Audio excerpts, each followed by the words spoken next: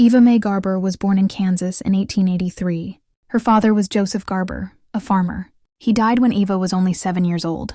Eva's mother was Mary Hoover Garber, and she would keep a boarding house to provide for her family.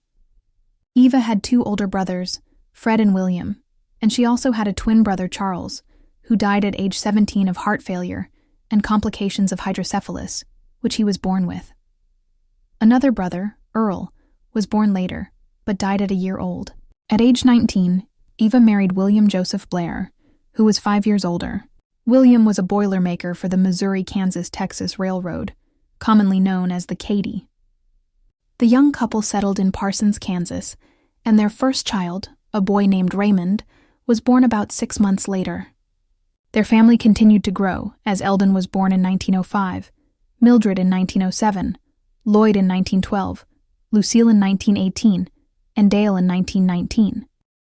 Life was busy, but Eva had many friends and was known as a kind and devoted mother. After Dale was born, her health seemed to take a turn for the worst. She struggled to regain her strength, even as months went by. 7 months after the birth, after 4 days of illness, Eva died at only 37 years old. Her cause of death was listed as blood poisoning. She was laid to rest in the Oakwood Cemetery, and many attended, including all of her husband's co-workers. William remarried a few years later, although that later ended in divorce. He died in 1943 at age 65. Raymond married and didn't have any children. He died in 1956 at age 53. Eldon married and also had no children. He died from stomach and liver cancer in 1940 at age 34. Mildred, or Millie as she preferred, married and had 2 children. She died in 1983 at age 76.